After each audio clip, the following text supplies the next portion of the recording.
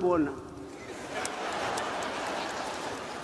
Na kuomba sana uniruhusu kabla sijasema neno kuhusu Kinana niseme maneno mawili ama matatu ili roho yangu na roho za wengine zipate kupona. Kidumu Chama cha Mapinduzi! Kidumu chama tawala. Mheshimiwa Mwenyekiti, ulipoteuliwa kuwa rais,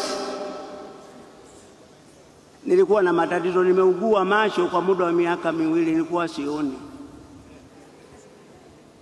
Na hata Mama Januari mke wangu nilikuwa sura yake kwa miaka miwili sikuiona.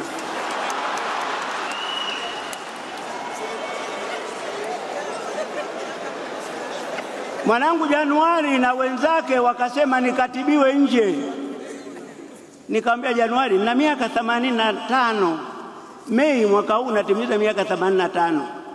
Nimeona mambo mengi, unataka mwanangu nione nini tena? Akaniambia umuone mkeo. Nikatibiwa, nimepona. Na ndio maana mwenyekiti, ulikuwa hunioni katika mikutano mingi, sasa naona. Na Mwenyezi Mungu anasema katika Qur'ani, wa ni'mati rabbika fahaddith. Neema alizowapeni Mwenyezi Mungu zitajieni, ndio namna ya kumshukuru. Sasa kwa kuwa nimekuona leo, ngoja niseme maneno roho yangu ipone. Ulipoteuliwa kuwa rais nikuletea message. Na hata mdogo wangu Dr. Mwinyi nikuletea message. Sijui kama mlizipata. Katika ya kwako nilisema hivi: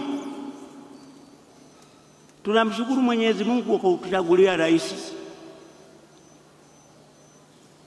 Maana Waluteri wanakwenda wanakaa wanachagua askofu. Wamechagua wao, lakini wanasema Mungu katuchagulia. Kwa sisi tumechagua rais, lakini kwa mujibu wa dini aliyechagua ni Mungu. Kwa nikamshukuru Mungu kwa kukuchagua kuwa wewe rais. Lakini nikasema asante Mungu, na nikasema asante kwa kukufanya uwe wewe. Maana kila mtu anafaa kuwa rais, lakini katupa wewe. Nikamwomba Mungu, nikasema naomba Mwenyezi Mungu akujalie mabega makubwa ili uweze kuubeba mzigo huu. Lakini katika message hiyo nikakwambia usiogope.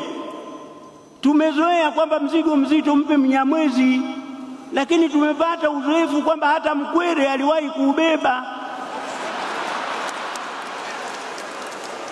Kama Mkwere ameubeba, kwa nini Mzanzibari asiubebe? Usiwe na wasiwasi.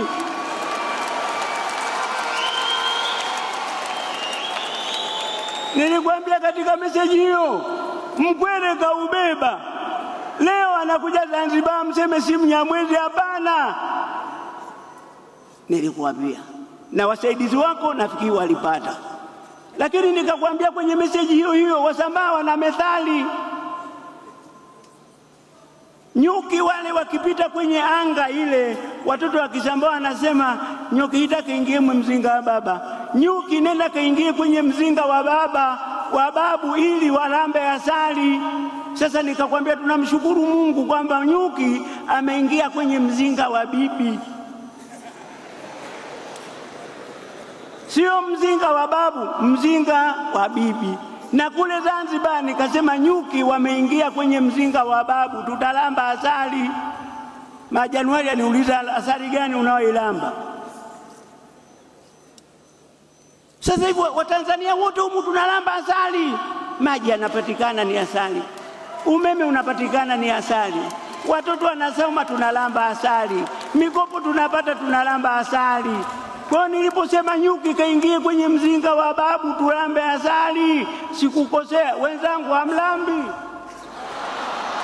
Hamlambi?